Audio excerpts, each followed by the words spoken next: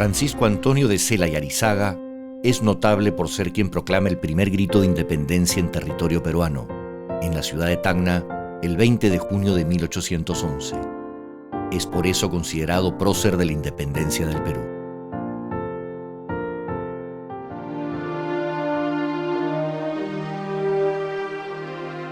En 1808, Napoleón Bonaparte, como parte de su proyecto de dominación de toda Europa, invade España, lo que desencadena la indignación y la ira de los españoles, que expresan su rechazo a lo sucedido. El 2 de mayo de ese mismo año, el pueblo de Madrid se alza contra el ejército invasor, levantamiento que fracasa y que es duramente reprimido. En Bayona, Napoleón habló con el rey de España, con Carlos IV, y con el rey padre Carlos IV y con el rey Fernando VII, y un fenómeno que hasta hoy no lo explicamos bien, se produce una sucesión de renuncias del trono y Napoleón le entregó el trono de España a su hermano José. Se inició un proceso inesperado. El Estado español estaba gobernado por un francés, por José Bonaparte, pero el pueblo español no reconocía al que llamaba rey intruso, que lo era, ¿no? Se crearon las juntas españolas que gobernaban en nombre del rey. O sea, el Estado está en manos de los franceses, pero el pueblo se organizó en las juntas, ¿no? Y las juntas van a ser la ocasión de la independencia, ¿no? No la causa, pero sí la ocasión, ¿no? Como expresión de su rechazo a la usurpación francesa del trono español, en América se conforman, sin consultar al nuevo régimen, juntas similares a las que se han constituido en España para enfrentar el dominio francés. Justamente a raíz de la aparición de esas juntas, esto crea condiciones propicias para que los criollos entienden que al no estar el representante legítimo del poder, eso ofrece una coyuntura muy propicia para sentirse legitimados en el ejercicio del poder. Eso explica cómo la Junta de La Paz, la Junta de Cochabamba, Buenos Aires, Santiago, entre 1809 y 1810 se legitiman. En 1809 se produce un levantamiento en la ciudad de La Paz, encabezado por Domingo Murillo, en el cual se depone al intendente de la ciudad, Tadeo Fernández Dávila Izaguirre. El movimiento es, sin embargo, derrotado por el general realista José Manuel Goyeneche Barreda. El 25 de mayo de 1810, los habitantes de Buenos Aires deponen al virrey Hidalgo de Cisneros y eligen una junta que rija los negocios públicos. Con remarcable celeridad, la Junta de Gobierno conforma un ejército que lo defienda de los ataques del ejército español y lo envía a las provincias del norte del Virreinato de La Plata para apoyar los movimientos independentistas que pudieran surgir en lo que sería la primera campaña libertadora encabezada por la Argentina. El ejército argentino está comandado por el general Antonio González Balcarce y asesorado por el vocal de la Junta de Buenos Aires, el abogado Juan José Castelli. El Ejército Libertador establece comunicación con los habitantes de las ciudades del Alto Perú y del sur peruano, buscando despertar en ellas el espíritu de rebelión, y lo logra en varias ciudades, entre ellas la ciudad de Tacna. Juan José Castelli envía urgentemente emisarios para encontrar a quien pueda encabezar un movimiento de independencia en Tacna, para neutralizar el avance de los ejércitos realistas hacia el sur del continente. Así fue que hallaron a un joven ensayador de las cajas reales de la ciudad de Tacna.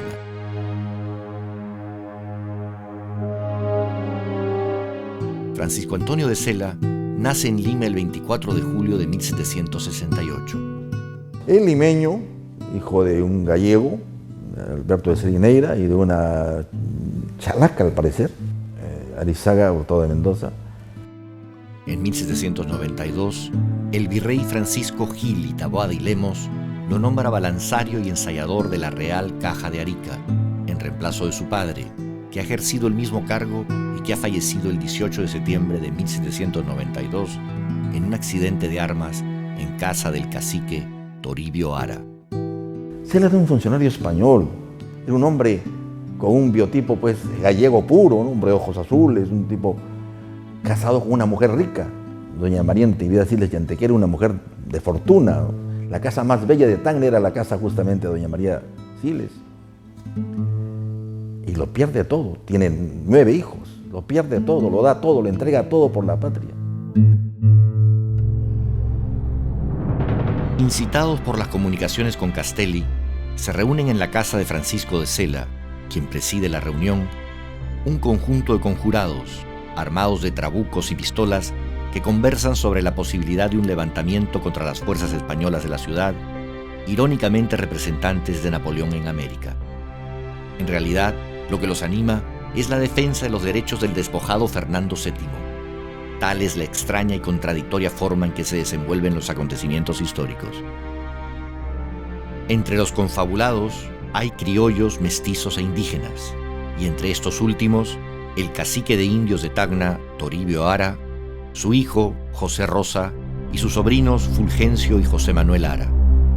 Entre los criollos están Juan Julio Rospigliosi, José Alberto Siles, Gavino de Barrios, José Gil de Herrera, militar de alta graduación, Cipriano de Vargas y Santiago Pastrana. Leyendo las comunicaciones de Castelli y su descripción del indetenible avance de sus tropas, se convencen de que se avecina el triunfo de las fuerzas argentinas sobre el general Goyeneche, en las cercanías del río Desaguadero. Están convencidos también de que Arequipa, Moquegua y Tarapacá se unirán al levantamiento. Convocados por Sela a tomar una decisión impostergable, los asistentes apoyan fervorosamente la idea de unirse a la sublevación continental. Sela cierra la reunión con el grito de «Por el rey». A las 7:30 de esa misma noche, un grupo de hombres capitaneados por José Rosa Ara, tras sostener una violenta lucha, logra rendir al cuartel de dragones de la ciudad y se apoderan de las armas ahí guardadas. Francisco Antonio de Sela ingresa al cuartel y asume sin mayor dilación el cargo de jefe político y militar de la plaza.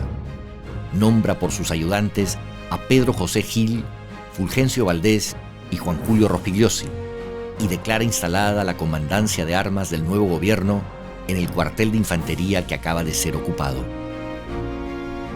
El subdelegado don Antonio de Rivero logra fugar a la ciudad de Arica.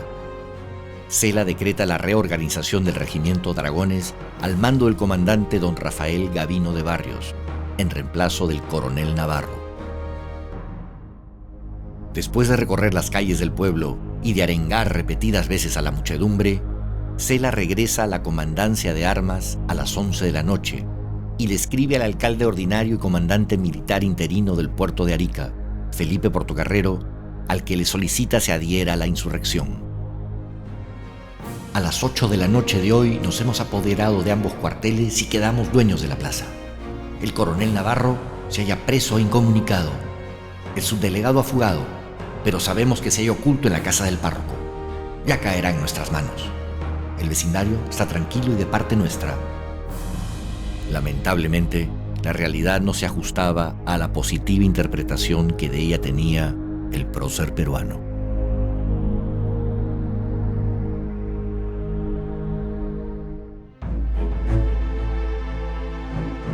Habiendo pasado toda la noche consolidando el movimiento y la situación de sus fuerzas dentro de la ciudad, así como escribiendo el bando que daría a conocer esa mañana, Sela recibe el nuevo día con noticias que anuncian adhesiones de numerosos pueblos cercanos y de muchos de los caciques de la zona.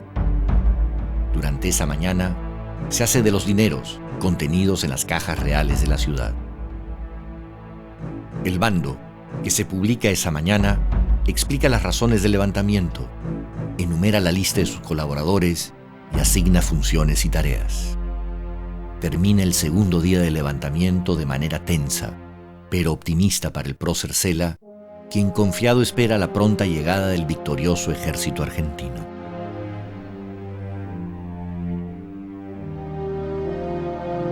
El tercer día, Sela continuó en el esfuerzo por conseguir adhesiones estratégicamente indispensables para consolidar su movimiento.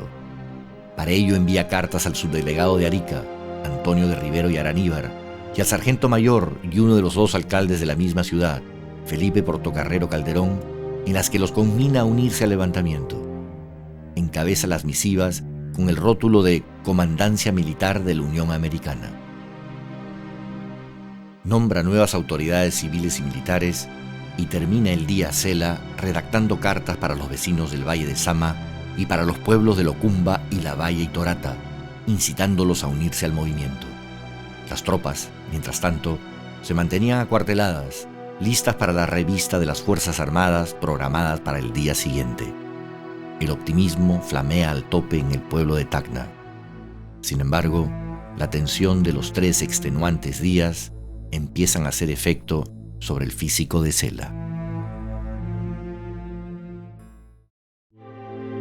En la mañana del 4.º día del levantamiento hay gran expectativa entre los vecinos de Tacna. Sin embargo, no llegan las adhesiones desde Arequipa y Tarapacá, lo que tiene a Francisco de Cela inquieto y preocupado. La falta de noticias del avance del ejército argentino también lo perturba hondamente. Pasado el mediodía, parte Cela acompañado por Cipriano de Vargas y Rafael Gavino Barrios hacia la pampa de Caramolle para pasar revista a las tropas que han logrado reunir. Llegado la pampa y recibido con aclamaciones, Cela lanza una encendida arenga que es respondida con efervescencia por las tropas reunidas. Sobreviene aquí un acontecimiento absolutamente sorpresivo y desconcertante, que en gran medida determinará el destino del levantamiento patriótico de Tacna. Atacado por algún mal, posiblemente un ataque cerebral, Francisco Antonio de Cela sufre un desvanecimiento y cae pesadamente del caballo a tierra. 70 horas de insomnio y tensión producen este inesperado efecto sobre la constitución del prócer. Asistido por sus oficiales, Cela se levanta aturdido, da unos pasos y vuelve a caer, quedando inerte por largo rato. Recupera el conocimiento y, haciendo un enorme esfuerzo, expresa su renuncia al mando, tira a tierra el bastón y se retira del lugar.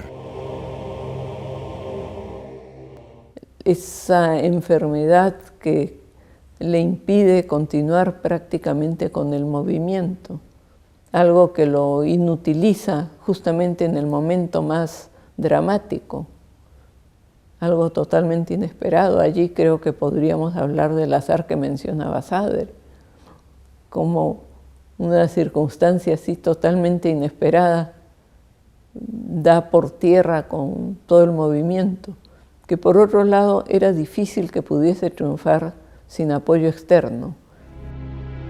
En medio del desconcierto por lo sucedido, el 25 de junio toman el mando del movimiento Rafael Gavino Barrios y el alcalde ordinario Cipriano de Vargas.